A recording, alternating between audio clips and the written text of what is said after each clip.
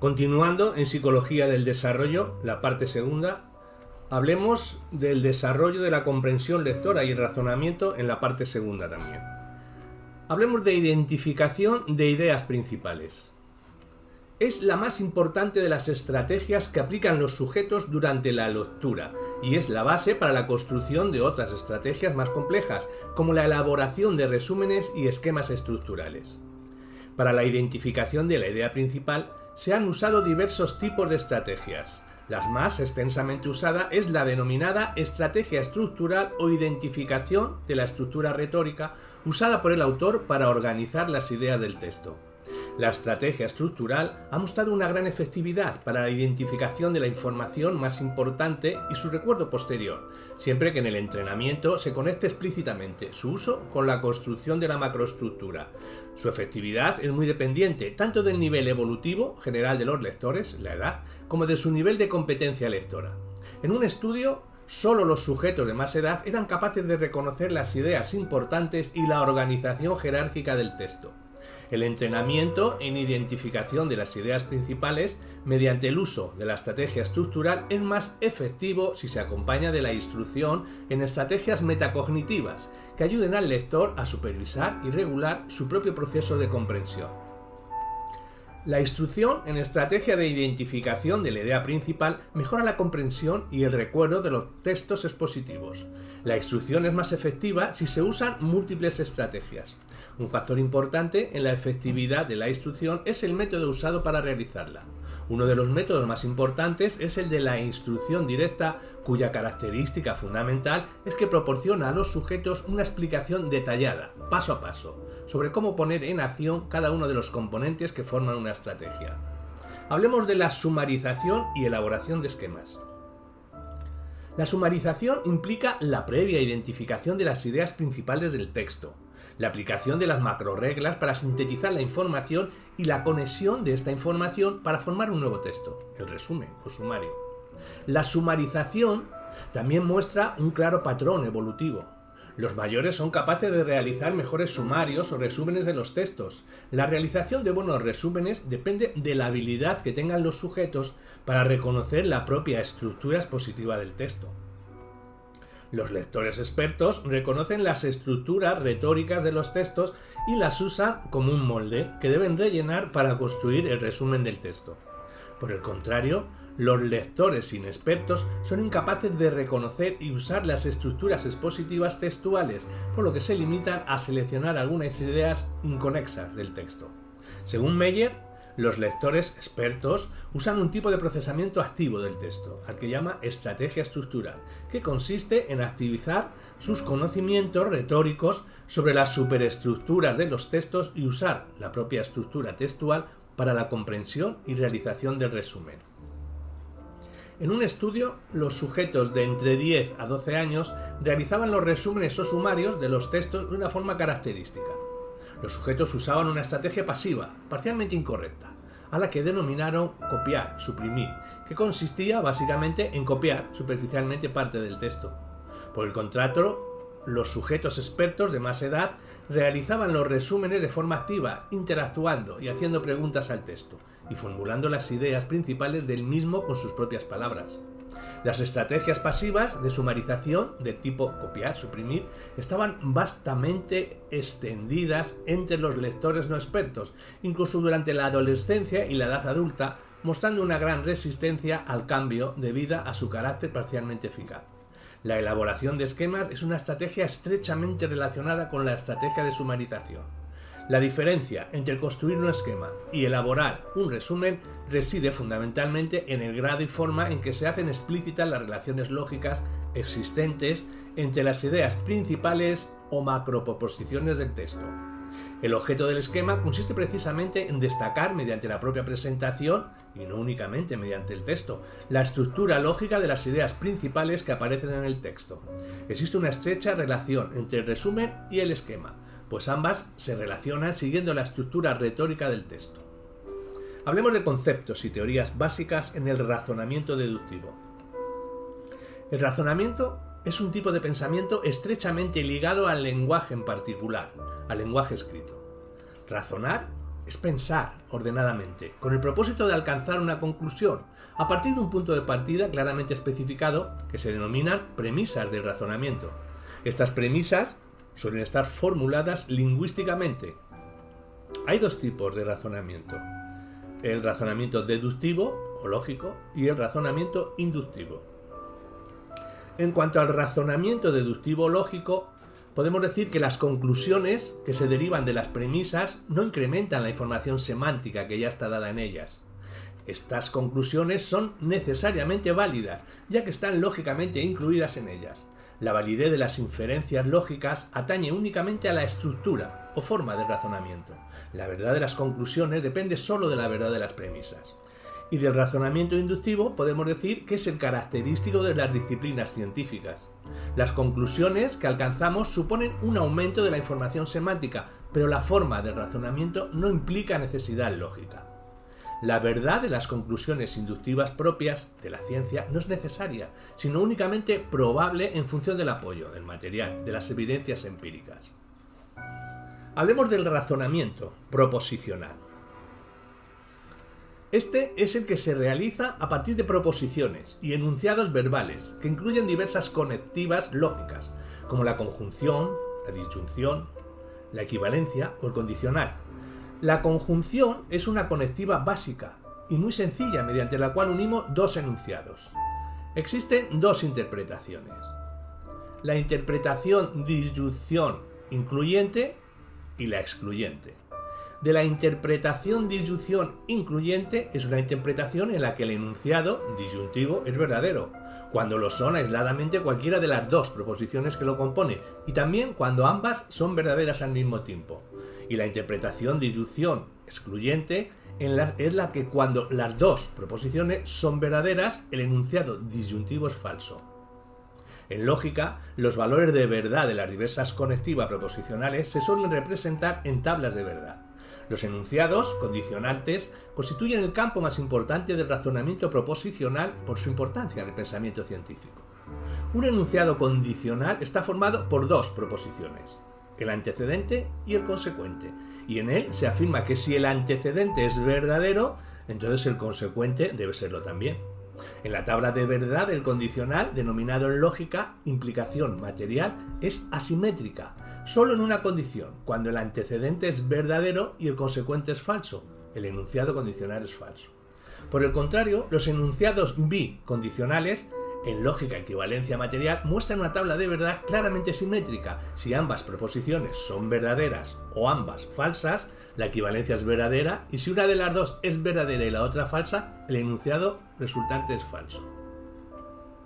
A partir de los enunciados condicionales se pueden formular diversas reglas de inferencia: el modus ponens, siglas MP, el modus tollens, siglas MT, la afirmación del consecuente, siglas AC, y la negación del antecedente, siglas NA.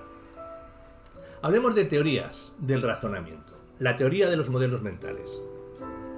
Hay tres rasgos principales. Existen numerosos sesgos y errores en la actuación de los sujetos en muy diversas tareas. El contenido de la tarea y el contexto en el que se presenta afectan de forma clara a la actuación de los sujetos.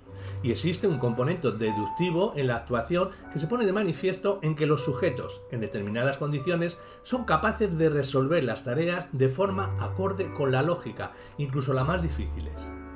El último de estos rasgos destaca la capacidad de los sujetos para actuar en forma lógica en las tareas deductivas y parecer estar de acuerdo con la concepción piagetiana, defensora de una lógica mental. Los dos primeros rasgos tienden a falsar la concepción piagetiana sobre las capacidades lógicas de los adolescentes, ya que es el error más que el acierto lo que caracteriza en general el rendimiento de los sujetos y las operaciones mentales que deben ser aplicadas para resolver los problemas deductivos, y no parece que sean totalmente formales, independientes del contenido de la tarea, sino que están notoriamente influidas por el mismo. Las teorías de la lógica mental o de las reglas mentales heredadas de las concepciones piagetianas sostienen que lo que posee y aplica el sujeto en la resolución de los problemas deductivos es una serie de reglas sintácticas, semejantes a las de la lógica formal, que configuran una especie de lógica natural. Entre estas reglas están las que permiten resolver problemas conjuntivos y disyuntivos, así como las inferencias condicionales.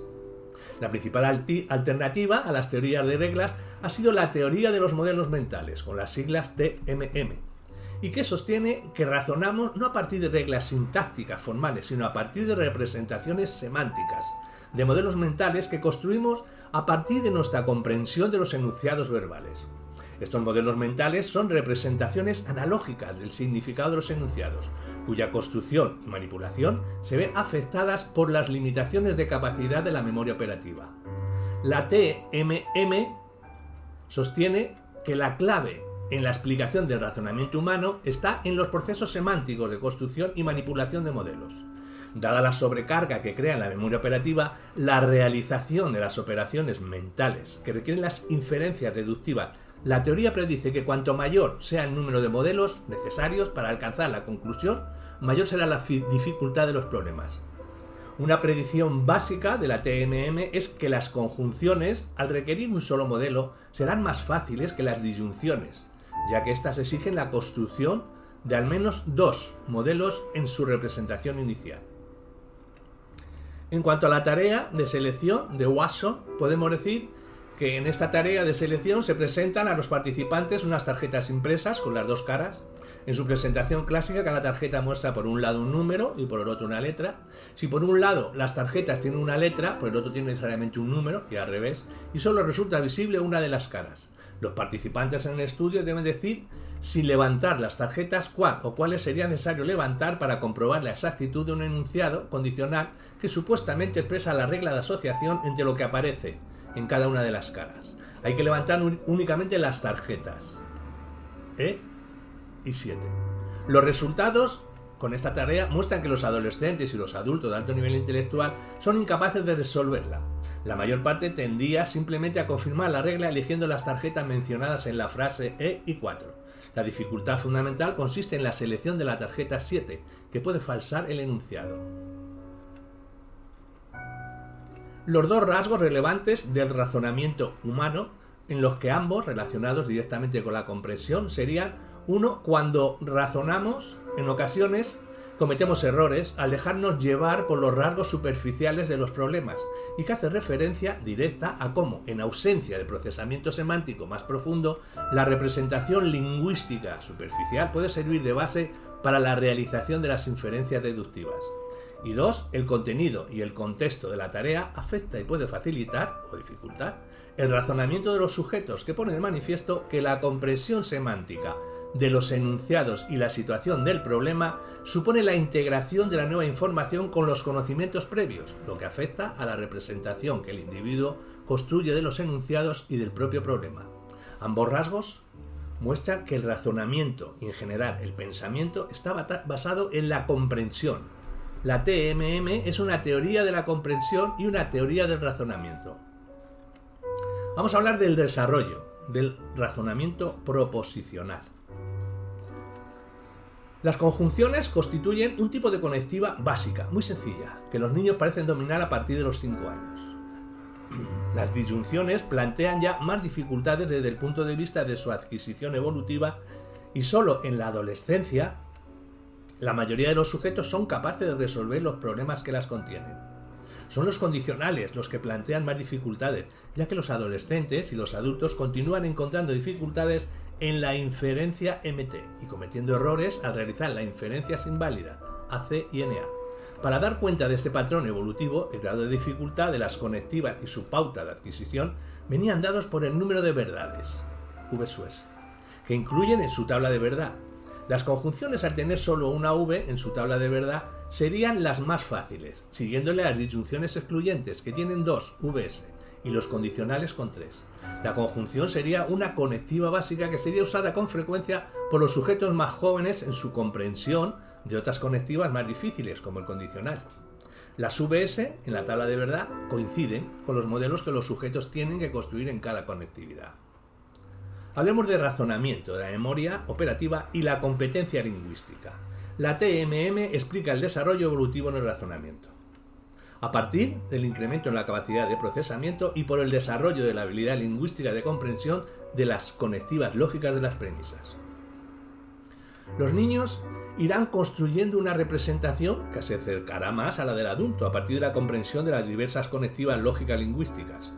Johnson Lai sostiene que los niños pequeños, hasta los 8 o 9 años, tratan las condicionales como conjunciones. Los niños ligeramente mayores, 12 a 14, los tratan como bicondicionales y los adolescentes y adultos los tratan como condicionales unidireccionales. La presentación inicial de los condicionales y las conjunciones son muy semejantes. Los condicionales implican un modelo explícito, que es el mismo que el de la conjunción, y otros modelos implícitos que pueden ser o no desplegados.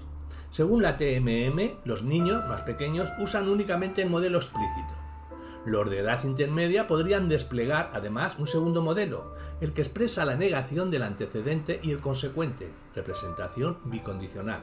Por último, solo los adolescentes y adultos podrían alcanzar el despliegue completo, accediendo así a los 3 modelos. Las restricciones que impone la limitación de recursos de procesamiento en los menores podrían reflejarse en la existencia de diferencias evolutivas en el razonamiento. Markovits cuestiona la explicación de las diferencias evolutivas en el razonamiento basada en la limitación de recursos de procesamiento. Entiende que la teoría de los modelos mentales no ofrece una explicación adecuada al desarrollo, ya que es incorrecto suponer que los menores representan el condicional con un solo modelo mental, coincidente con la conjunción. Según el autor, las respuestas de niños entre 6 y 7 años suelen ser bicondicionales, lo que encaja mejor con su propuesta, según la cual los menores representarán 2 modelos, uno en el que se afirma el antecedente y el consecuente, y otro en el que se niegan ambos. Según el autor, la limitación en la capacidad de los niños de 6 años, incluso menores, no impide representar 2 modelos mentales, como demuestra el hecho de que son capaces de realizar tareas en las que se requiere representar 2 dimensiones. Otros autores han encontrado evidencias a la propuesta evolutiva de Johnson Lai, al comprobar que los sujetos, en su comprensión de los enunciados condicionales, parecen pasar por las 3 fases ya representadas, que serían interpretaciones conjuntivas en los más jóvenes, interpretaciones bicondicionales e interpretaciones condicionales en adolescentes y adultos. Y por último, hablemos de razonamiento y organización del conocimiento. En el modelo de Markovits, además de la propuesta sobre la capacidad de los menores, suficiente para representar 2 modelos mentales, ofrece una descripción más precisa del mecanismo responsable de las diferencias evolutivas propuesto desde la teoría, la operación de despliegue de modelos. Este despliegue consiste en la activación sobre la memoria a largo plazo que produce el procesamiento de la premisa categórica. Esta premisa sirve de clave de recuperación para acceder a casos relevantes que influirán en la resolución de la tarea.